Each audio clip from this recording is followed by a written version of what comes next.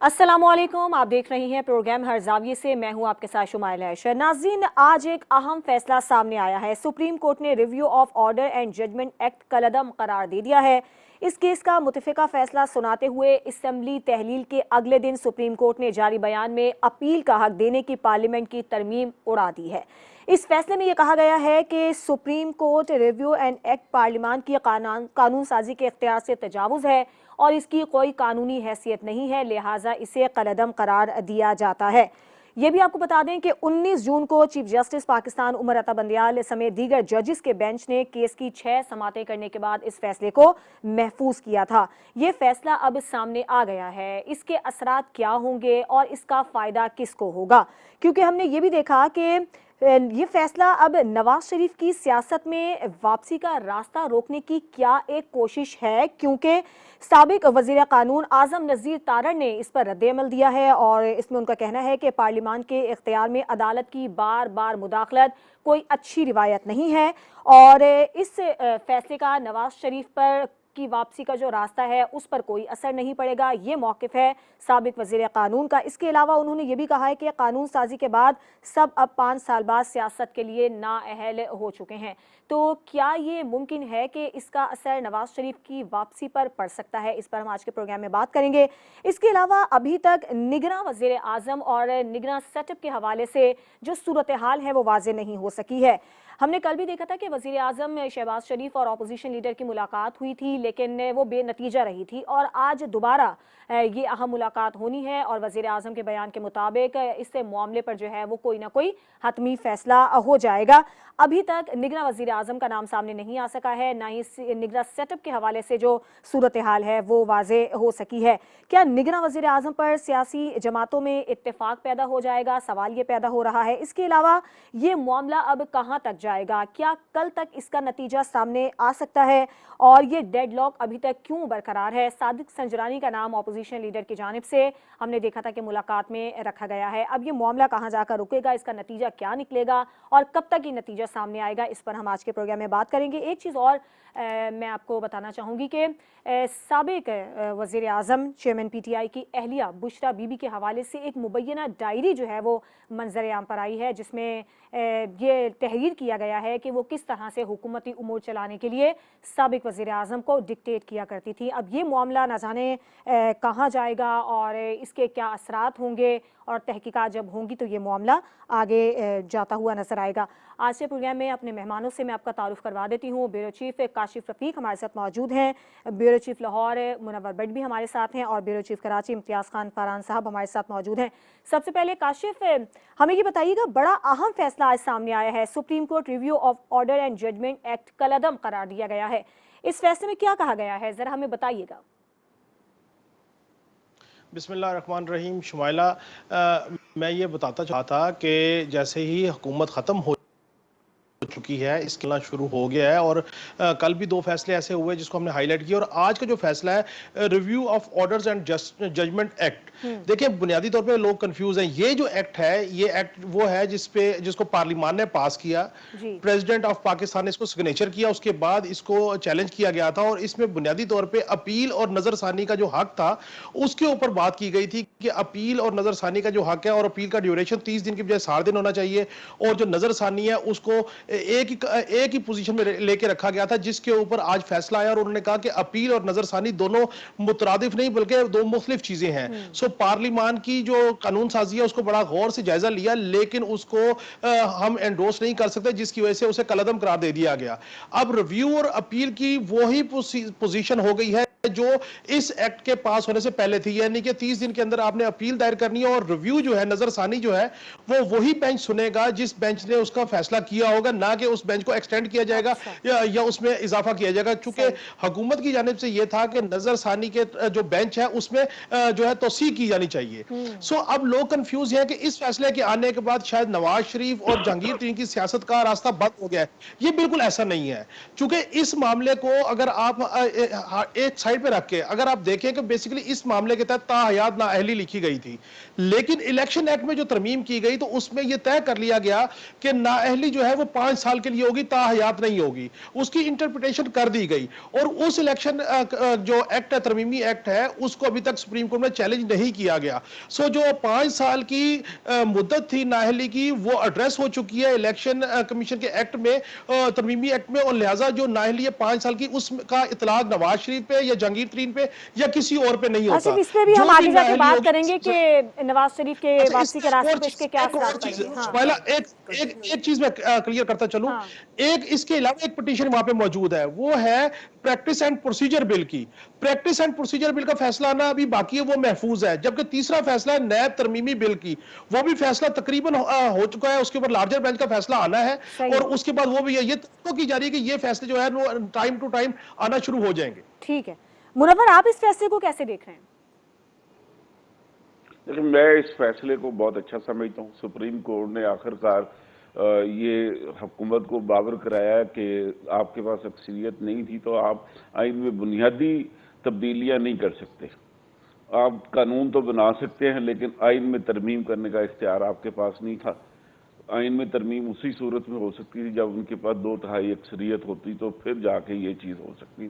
तो ये बुनियादी नुकता है। तो मुझे ये लग रहा है कि भी अब इस कानून की जद में सबसे पहले जो आएंगे वो मेरे दोस्त के महबूब कायद, और शायद उनकी काबीना भी आ जाए, क्योंकि सुप्रीम कोर्ट ने हुक्म दिया था कि वो 90 दिन के अंदर इलेक्शन कराए। फिर उसमें खुद ही सुप्रीम कोर्ट ने थोड़ा सा मार्जिन दिया और वो एक डेट फिक्स कर दी थी, शायद अप्रैल की थी, कि जिसमें डायरेक्शन दी गई थी कि भी वो सूबे पंजाब में उसमें इलेक्शन करवा दिए जाए। तो लेकिन हुकूमत ने इस मामले में थोड़ी सी लहतो लाल से काम लिया और जो कागजों के साथ खेलना शुरू किया था, और फिर एक कानून भी बना दिया जिसके तहत ये रिव्यू एक्ट, इसके तहत वो हुकूमत को ये इख्तियार मिल गया कि वो जो है सुप्रीम कोर्ट के फैसले के खिलाफ लार्जर बेंच की तश्कील के लिए एक रिव्यू पिटीशन दे सके। लेकिन जब ये सुप्रीम कोर्ट ने इस कानून को ही रद्द कर दिया और कहा कि ये हुकूमत के पास अथॉरिटी नहीं थी और ये कानून जो है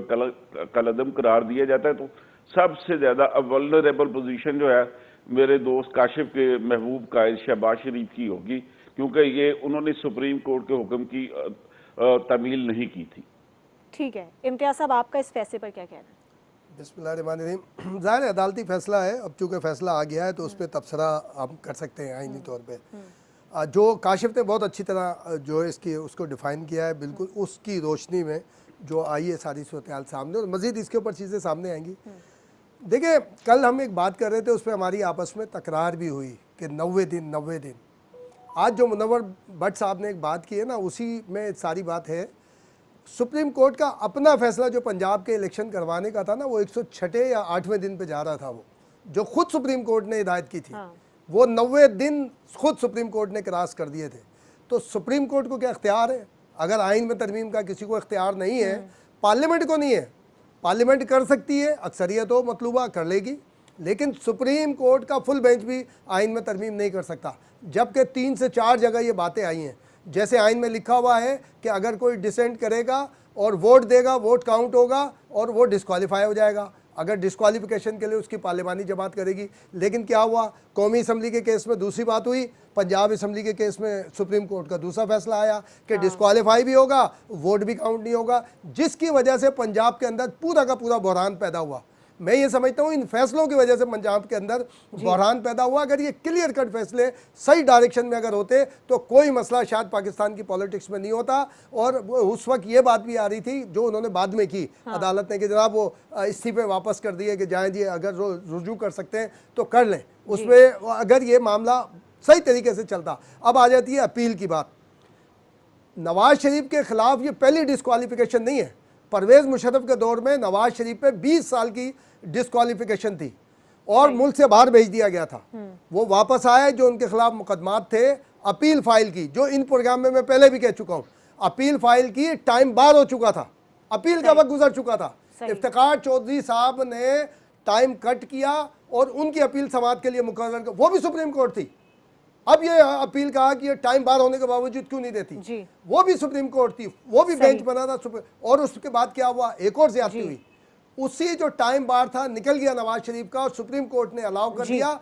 तो आसिफ जरदारी जो प्रेसिडेंट ऑफ पाकिस्तान थे, उन्होंने शहीद जुल्फकार अली भुट्टो का केस जी। रेफरेंस भेजा कि सही। अगर टाइम बार एक घंटे का हो, एक दिन का हो, एक साल का हो, जब आपने सही। एक्सेप्ट कर लिया तो इसका भी फैसला करें। बिल्कुल सही, नहीं बिल्कुल। हुआ तो देखें ये होना चाहिए। और फिर एक बात और कही जाती है, जब यूसुफ रजा गिलानी का मामला आया था सेनेट के अंदर काउंटिंग का, तो कहा गया रूलिंग है, मुजफ्फर शाह जो उस वक्त चेयर ठीक कर है। रहे थे, कि स्पीकर की और सेनेट चेयरमैन की रूलिंग को किसी अदालत में चैलेंज नहीं किया जा सही। सकता। तो ये जो कानून पास हुआ है, इसके ऊपर स्पीकर रूलिंग देता है, ठीक है, तो ये कैसे चैलेंज हो गई फिर? बिल्कुल ठीक इसको है, भी क्लियर होना चाहिए सही ना। है। हम इसके असरात पर भी बात करेंगे, इसका फ़ायदा किसको होगा और क्या नवाज शरीफ की सियासत में वापसी का रास्ता रोकने की ये कोशिश है, और वज़ीर क़ानून का साबिक वज़ीर क़ानून का इस पर क्या रद्द-ए-अमल सामने आया है, इस पर बात करेंगे एक ब्रेक के बाद। ब्रेक पर जाने से पहले हम बात कर रहे थे सुप्रीम कोर्ट की जानिब से जो अहम फैसला सामने आया है, इसके असरात क्या होंगे, किसको इसका फ़ायदा होगा और क्या नवाज शरीफ की सियासत में वापसी का रास्ता इससे रुक गया है। इम्तियाज़ साहब, आपका क्या कहना है इस पर, क्या लगता है? अभी इसको ज़ाहिर है आज़म नज़ीर तारड़ साहब जो है वज़ीर कानून है, उनके बकौल उनके जो उन्होंने बात की है कि इसका असर उस पर नहीं पड़ेगा, नहीं पड़ेगा। लेकिन फैसले का देखें, फिर हम वही बात करते हैं नियत के ऊपर। ये सारे जो पिटिशन फाइल्स हुई हैं, ये टाइम हुई थी, पहले से हुई थी, उसमें फौरी तौर पे फैसले भी आ सकते थे, जजमेंट रिजर्व भी किए गए और सारा के आगे जाके उसमें करके ज़ाहिर है टाइम देख रहे थे।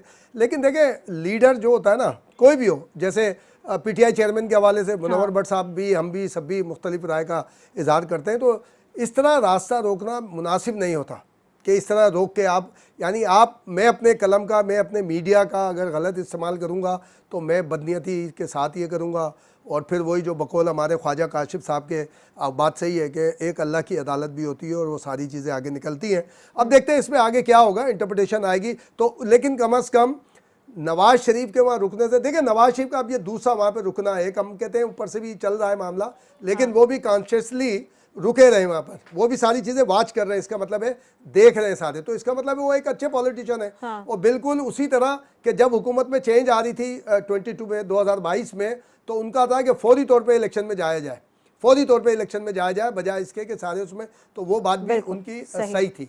लेकिन अब जाहिर है कि डिस्क्वालिफिकेशन तो है, लेकिन डिस्क्वालिफिकेशन से ज़्यादा जो अहम मामला है ना शुमाइला, वो है उनके खिलाफ जो मुकदमा है जिसमें वो सज़ा याफ्ता है, वो अपील, अभी जब अपील का अगर हक मिलता है, उसका क्या फैसला आता है, तो वो टाइम है ना आगे जाके। तो इसका मतलब है जो दोस्त यार हमें जो बातें करते हैं कि बाद में जब हुकूमत कायम हो जाएगी, आने वाली हुकूमत, तो बाई इलेक्शन में ही शायद वापस आ सकेंगे नवाज शरीफ, जो सारी सूरत हाल है। लेकिन एक बात और आती है कि सदर मुमलिकत के पास ये इख्तियार होता है सज़ा माफ़ करने का, शायद वो पॉलिटिकल एज की वजह से कि पॉलिटिकली कोई ऐसी बात ना हो, क्योंकि माजी में रियाज लाल जी, रहमान मलिक, उसका सदर आसिफ जरदारी साहब ने सज़ा माफ़ की थी, और उसके बाद वो सेनेटर भी मुंतखब हुए थे रहमान मलिक साहब, और मुल्क के हमारे वज़ीर दाखिला भी रहे, और उन्होंने काफ़ी सारा एक्ट करते रहे। ये भी एक है तरीका कि भाई इस तरह हो सकता है। लेकिन अब जाहिर है कि उसमें जो वो पहले भी जब ममनून हुसैन सदर थे, मगर उस वक्त उनके खिलाफ माहौल था, बाद में सब साबित आया कि इस्टेब्लिशमेंट ने ऑर्गेनिक तो बड़ा अच्छा होता है, ये ऑर्गेनिक नहीं किया था, मेटरलिस्ट किया, उन्होंने तजर्बा किया जिसमें नाकामी हुई, मुल्क को इस पे जरा हम काशिफ से भी राय ले लेते हैं। काशिफ, बताइएगा जरा क्या असर पड़ता नजर आ रहा है इसका? देखें, एक चीज तो समझ लीजिए कि इनकी नाअहली का मामला इस फैसले से कोई लेना देना नहीं है। अच्छा, दूसरी बात यह है, क्योंकि 5 साल की जो नाअहली की मुद्दत थी वो तय नहीं हुई थी, और वो तय कर दी गई इलेक्शन के, जो इलेक्शन कमीशन का जो तरमीमी एक्ट है उसमें 5 साल का टाइम बार्ड लगा दिया गया कि कोई भी नाअहली होगी किसी भी कन्विक्टेड बंदे के लिए वो 5 साल का टाइम स्लॉट मुकर्रर कर दिया गया। सो ताहयात नाअहली तो एड्रेस हो गई उस आड़ में, और इलेक्शन एक्ट मैं फिर कह चुका हूं, नहीं, वो अभी तक वो सुप्रीम कोर्ट में चैलेंज नहीं हुआ, जो इलेक्शन एक्ट में जो इन्होंने पास किया। सो वो तो नाअहली का ताहयात का इशू हो गया खत्म। अब इशू ये है कि अब रिव्यू एंड जजमेंट जो ऑर्डर्स हैं इसके ऊपर प्रॉब्लम कहां पे है? प्रॉब्लम ये है कि आपका एक ऑर्डर पास होता है और आपको ये लगता है कि जी वो तो ऑर्डर गलत पास होता है, आप 5 साल बाद उठ के दोबारा उस ऑर्डर को जो है वो चैलेंज करते हैं सुप्रीम कोर्ट में, और सुप्रीम कोर्ट उस ऑर्डर के ऊपर पहले जो फैसला दे चुकी है उसके फैसले पे एग्जीक्यूट हो चुका हुआ हो, तो कैसे दोबारा उसको सुनेंगे? सो यहाँ पे प्रॉब्लम ये आ रहा है, लोग इसको गिट मिट कर रहे हैं। बेसिकली जो असल कंसर्न है वो दो बिल थे अदलिया के हवाले से, एक रिव्यू एंड जजमेंट का बिल था जिसमें अपील और नजरसानी, और दूसरा प्रॉब्लम क्या था कि जब एक बेंच फैसला दे देता है तो नजरसानी की अपील उसी बेंच के पास जाती है। तो पार्लिमान ये कहती थी कि नजरसानी के लिए आपको एक्सटेंडेड बेंच चलाना चाहिए कि एक बेंच ने अगर फैसला दे दिया, दोबारा अगर वो उसी बेंच के पास रिव्यू जाएगा तो वो बेंच अपना पहला दिया हुआ फैसला कैसे अंडू करेगा? तो उसमें आप बेंच में तरमीम कीजिए, नए जजेस को लेके आइए ताकि पता लगे कि जिन जजेस ने पहले फैसला किया शायद उसमें कोई सुकम रह गया हो जिसको नहीं तस्लीम किया गया। इजाफी जजेस का कहा गया, इजाफी जजेस का कहा गया था जो नहीं से फैसला था। दूसरा जो बड़ा इशू आ रहा था पॉलिटिशियन को वो था प्रैक्टिस एंड प्रोसीजर बिल के ऊपर। अच्छा, उसका फैसला भी महफूज हुआ है जिसमें अज खुद नोटिस का मामला था, बेंच की तश्कील का मामला था और बेंच की फिक्सेशन का मामला था। ये दो पैरेलल बिल थे जो सुप्रीम कोर्ट में आए हुए थे जिसको पार्लियामान ने पास करके भेजा और दोनों को प्रेसिडेंट ने साइन किया हुआ था। अब दूसरे जो बाकी फैसला है वो भी आना बाकी है। अगर suppose practice and procedure bill जिसमें सिंगल अथॉरिटी चीफ जस्टिस है आज खुद नोटिस लेने के, बेंच की तश्कील के और बेंच में केसेस की फिक्सेशन के, और हुकूमत ये चाहती थी कि आप इसको 3 सुपीरियर जजेस जो है उसका एक बना ले पूल और वो बैठ तय करें किस पे आज खुद होना चाहिए, नहीं होना चाहिए, क्या बेंच होगा और क्या केसेस होंगे। सो इस सारे मामले को आप इस तनाजुर से देखें कि इनकी जो नाअहली है वो तो खत्म हो चुकी, उसमें ना नवाज शरीफ का इशू है ना जहांगीर तरीन का इशू है। ता वक्त है कि इलेक्शन का जो इलेक्शन कमीशन का तरमीमी बिल इन्होंने पास किया वो सुप्रीम कोर्ट में जाके चैलेंज हो जाए, जो कि अभी तक नहीं हुआ। अच्छा, ये इशू ये है कि जो सुप्रीम कोर्ट में जो प्रैक्टिस एंड प्रोसीजर बिल आज सेनेट ने मंजूर किया है, तो अब उसका क्या स्टेटस होगा? देखिए, प्रैक्टिस एंड प्रोसीजर बिल भले सेनेट ने पास किया हो या ना किया हो, मसला ये नहीं है। मसला ये है कि वो ऑलरेडी सुप्रीम कोर्ट में उसके ऊपर जो है वो समाअत हो रही है। उसमें हुकूमत की जानिब से ये कहा गया कि आप इस 3 रुकनी बेंच की बजाय आप इसको लार्जर बेंच में लेके जाइए, जिसके ऊपर सुप्रीम कोर्ट ने फैसला महफूज किया हुआ है। अगर सुप्रीम कोर्ट कहती है कि प्रैक्टिस एंड प्रोसीजर बिल को लार्जर बेंच में लेके जाना है तो फिर दोबारा होगी, और अगर लार्जर बेंच की गवर्नमेंट की इस्तदा खत्म कर दी जाती है तो फिर उसके बाद प्रैक्टिस एंड प्रोसीजर बिल के ऊपर भी फैसला आ जाएगा, क्योंकि तकरीबन उसकी समाअत भी कंक्लूड हो चुकी है और प्रैक्टिस एंड बिल भी टर्न डाउन हो जाता है। तो फिर चीफ जस्टिस जो है सिंगल अथॉरिटी होंगे आज खुद नोटिस की, बेंच की तश्कील और बेंच की फिक्सेशन की। सो आप इस चीज को इस तनाजुर में देखिए। अब नाअहली का तो मामला है ही नहीं, मामला यह है कि आपके पास अपील का हक था या नहीं था, क्योंकि आपने अगर अपील 30 दिन में दायर करनी थी, आपने नहीं की तो टाइम बाउट हो गया, और आपने with in a time appeal दायर कर दी। तो जिस बेंच ने ये फैसला दिया कि आपको इलेक्शन इस टाइम पे करवाने थे, आपने नहीं करवाए, तो फिर रिव्यू भी उसी बेंच के पास जाएगा। सो मैं ये समझता हूं, मैं तो पहले भी कह चुका हूं कि आईनी तौर पे ये मामला हो चुका कि पंजाब और खैबर पख्तूनख्वा के जो इलेक्शन है वो नई टाइम है जिसके ऊपर एक आईनी इम्प्लीकेशन गई है। ठीक है, मुनव्वर आप जरा हमें बताइएगा, आप इस को कैसे देख रहे हैं जो ये बिल सामने आया है, क्या आपको इसके असरात नजर आ रहे हैं? देखिए, मैं ये समझता हूँ कि इस मामले में काशिफ ने बड़ी वजाहत कर दिया कि ये नवाज शरीफ हो या जहांगीर तरीन की नाअहली वाला मामला जो वो रिजॉल्व हो चुका है, वो 62(1)(f) के तहत हुआ था और उसमें कोई सजा का तयन कोई नहीं था कितने अरसे के लिए होगी। तो पार्लियामेंट ने उसमें सजा का तयन 5 साल के लिए कर दिया। तो अब ये लोग वो अपनी सजा पूरी करके तो वो इलेक्शन में तो जा सकते हैं। ये वाला इशू तो यहाँ पे खत्म हो गया। लेकिन जहाँ तक मेरी नाकस राय है वो ये है कि शहबाज शरीफ साहब वो अब वल्नरेबल पोजीशन पे होंगे, क्योंकि सुप्रीम कोर्ट में अगर किसी ने पिटीशन डाल दी या सुप्रीम कोर्ट ने आज खुद उसका नोटिस लिया कि भाई हमने एक जजमेंट जारी की थी, उसके ऊपर अमल नहीं हुआ कि पंजाब में इलेक्शन करवाए जाए, और उसमें इलेक्शन न करवाने के लिए कौन जिम्मेदार ओहदेदार थे, तो वो उन सबको तौहीन अदालत का नोटिस जारी करके तो उनको कटहरे में खड़ा किया जा सकता है। अब ये सुप्रीम कोर्ट के ऊपर है कि वो आज खुद नोटिस ले कि उसकी जजमेंट पे फैसला नहीं हुआ या कोई वकील जो है इस मामले में वो पिटीशन फाइल कर दे कि सुप्रीम कोर्ट ने पंजाब में इलेक्शन कराने के लिए एक डेट फिक्स की थी लेकिन उसमें इलेक्शन नहीं हुआ, तो जिन लोगों ने इलेक्शन नहीं करवाया तो उनको जरा तलब करके तो पूछा जाए। तो ये लोग, अब वो लोग वल्नरेबल पोजीशन में होंगे। अब देखने वाली बात ये कि शेर ने जो सिर्फ धारना है या इसके आगे भी कुछ करना है, ये फैसला सुप्रीम कोर्ट खुद ही करेगी कि वो यहाँ पे फैसला दे के तारीख में अपना रिकॉर्ड करवा रही है एहतजाज या अपने इख्तियार को इस्तेमाल करके इंसाफ के तकाजे भी पूरे करेगी। ठीक है, यानी ये तो वाज़ेह हो गया है कि नवाज शरीफ की सियासत में वापसी का इससे कोई ताल्लुक नहीं बनता है। ठीक है, एक ब्रेक लेंगे, ब्रेक के बाद जब हम वापस आएंगे तो निगरां सेटअप पर अभी तक डेडलॉक बरकरार है। क्या कल तक ये सूरत हाल वाज़ेह हो जाएगी? क्या कोई नतीजा सामने आ जाएगा? इस पर बात करेंगे ब्रेक के बाद।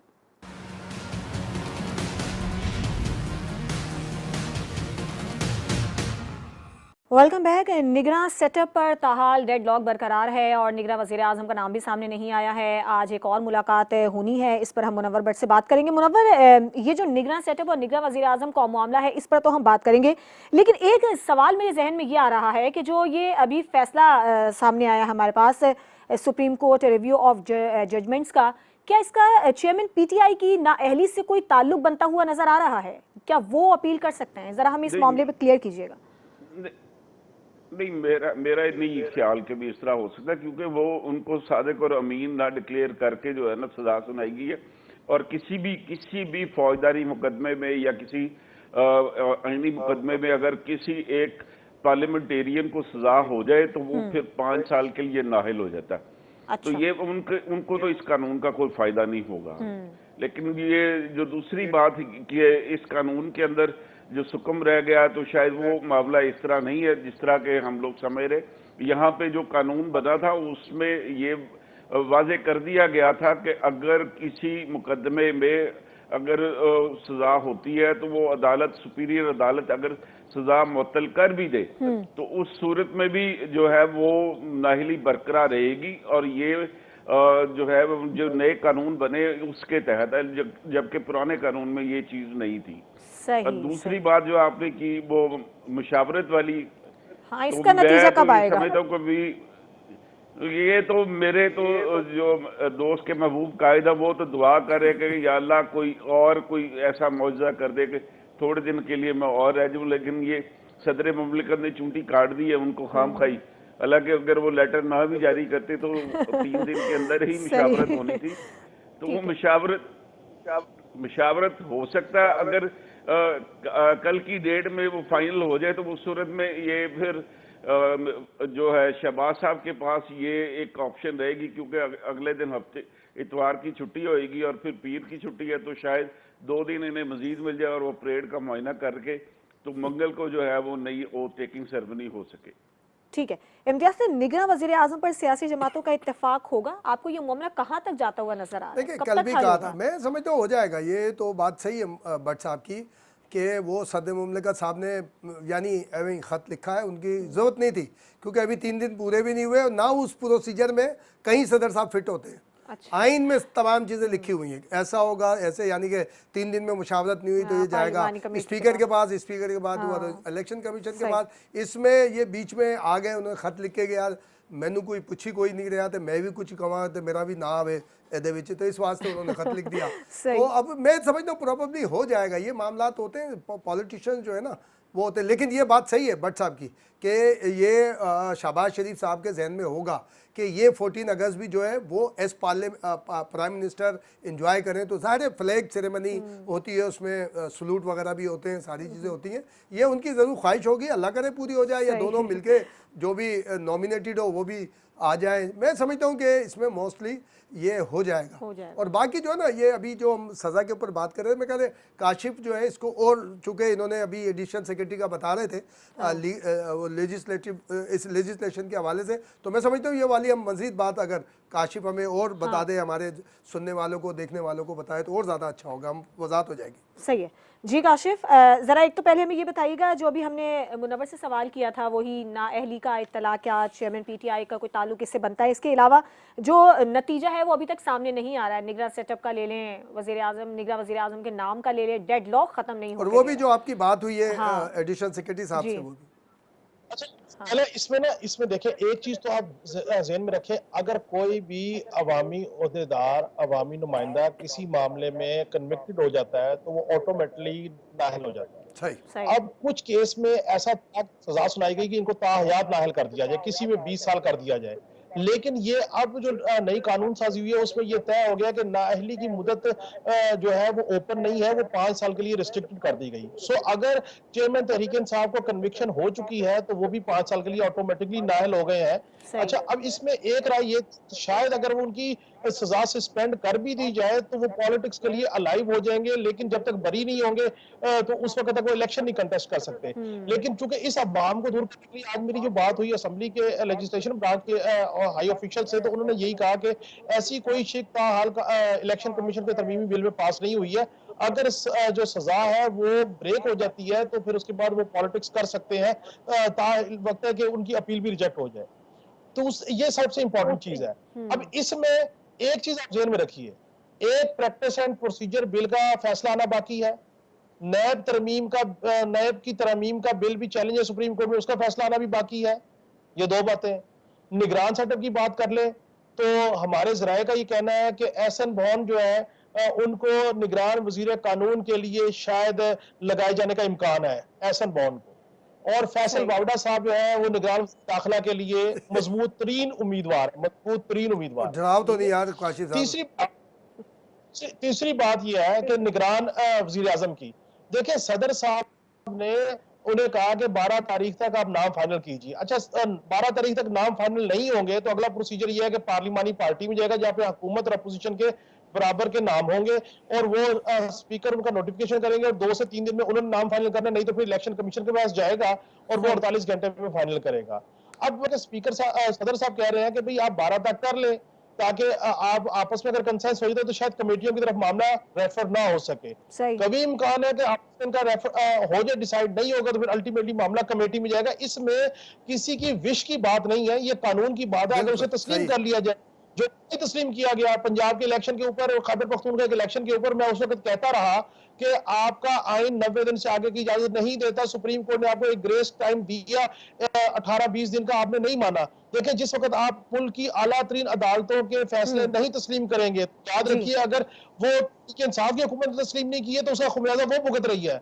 अगर पीडीएम की हुकूमत नहीं करेगी तो इसका खमियाजा वो भुगतेगी। इदारों को आपने मानना है तो इदारों ने आगे चलना है। गलतियां हो सकती है, इख्तलाफ हो सकता है, इदारों के फैसलों पे सुकम हो सकता है, लेकिन इस वक्त टेक्निकली आप देखें कि जो बात मुनव्वर भट्ट साहब कर रहे हैं, मैं मानता हूं मुनव्वर भट्ट साहब को जिस बात के ऊपर ज्यादा परेशानी लायक है, माजरत के साथ, वो ये है कि तमाम 14 की हुकूमत इंजॉय की शहबाज शरीफ साहब ने, नाम इस्तेमाल किया नवाज शरीफ साहब का, वोट बैंक इस्तेमाल किया नवाज शरीफ साहब का, लेकिन क्या खूबसूरत खेले हैं कि तमाम सियासी जमातों को साथ चलाया लेकिन भाई को वापस आने का रास्ता हमवार नहीं कर सके। असल तकलीफ तो ये है नून लीग के लोगों को। और जो आपको अगली बात बता दूं, तौहीन अदालत का एक केस एहसन इकबाल साहब के ऊपर मौजूद था, वो भी फिक्स हो गया है, उसकी भी सुनवाई होनी है। तो आप जरा तहम्मुल करें, जरा ठहरे, अभी देखें तो सही कि अभी हवाओं ने बदलना शुरू किया है। अभी तो खैबर पख्तूनख्वा की निगरान जो काबीना उसको डिसॉल्व करके दोबारा लेने की कोशिश कर रहे हैं। अभी आगे आगे देखिए क्या होता है। मैं उस वक्त कहता था कि आप उसमें कानून साजी कर रहे हैं, ऐसा ना हो कि कल आप खुद इसकी पकड़ में आए। देखें, जो कुछ तहरीक इंसाफ की हुकूमत करती रही अपने मुखालफिन के साथ, आज सियासी मकाफात खुद भुगत रहे हैं।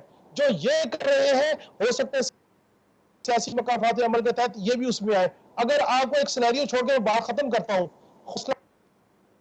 क्या आएगा, लेकिन अगर देखें कि नैब तरमीमी बिल को कलअदम करार दे देती है, नैब की तरमीम को सुप्रीम कोर्ट कलअदम करार दे देती है, तो फिर नैब की कहानी से शुरू होगी जहां से खत्म हुई थी, जहां से केसेस खत्म हुए थे वहीं से दोबारा होंगे। बस मैं इससे आगे कुछ कहना नहीं चाहता, आप इंतजार कीजिए और देखिए आगे आगे क्या होता है। ठीक है मुनव्वर, कुछ सेकंड्स आपके पास हैं, अगर आप कुछ कहना चाहें जो अभी काशिफ ने बात की है कि मुस्लिम लीग नून अपने कायद की वापसी का रास्ता हमवार नहीं कर सकी है, सब कुछ कर लिया। ऐसा कुछ भी नहीं है। नून जो है वो अपने कायद के इस्तिकबाल की तैयारी कर रही है और कल शहबाज शरीफ साहब ने ये कह भी दिया है कि मियां नवाज शरीफ अगले महीने जो है वो पाकिस्तान वापस आ रहे हैं और वो इंतखाबात में पार्टी की क़यादत करेंगे तो वो ये वाला मामला तो उन्होंने कहा वो जो मुकदमात है हाँ। वो मुकदमात का सामना करेंगे। तो बस ठीक है। अगले माह मुझे लगता है कि वो जी। चीफ जस्टिस साहब अपने घर चले जाएंगे और उसके बाद आने वाले चीफ जस्टिस साहब की अदालत में पेश हो जाएंगे। तो ठीक है। फिक्र बट ना साहब, करें, ये अब मुमकिन तौर पे इस महीने भी सर। मुमकिन है, लास्ट वीक में। यानी सर वो लास्ट टाइम था, ये हमने जी। वहां से ही आने वाली जी। इतला थी, लेकिन कल जब शहबाज शरीफ साहब ने खुद से कह दिया ठीक तो है। वो सगे भाई है और उनका बहुत एतमाद वाला रिश्ता सही। उनका, तो ठीक जब है। उन्होंने कह दिया कि अगले माह आएंगे तो हमें उनकी बात मान सही लेनी है, उनकी ठीक है, बात पे ठीक है। यकीन कर लेने। ठीक है, प्रोग्राम का वक्त खत्म हुआ है। मुनव्वर साहब आपका बहुत शुक्रिया। काशिफ क्या कह रहे हैं, जल्दी से बताइएगा। इसका मतलब ये हुआ कि शहबाज शरीफ साहब ही आखिर में काम आ रहे हैं जिन पे एतराज है। ठीक है, बहुत शुक्रिया आपका इम्तियाज़ साहब, आपका बहुत शुक्रिया। और अब वही बात कि मुस्लिम लीग नून के कायद अब अगस्त में वापस आएंगे या सितंबर में वापस आएंगे, 2 महीने बड़े अहम हैं। आज के प्रोग्राम से इजाज़त दीजिए, अल्लाह हाफ़िज़।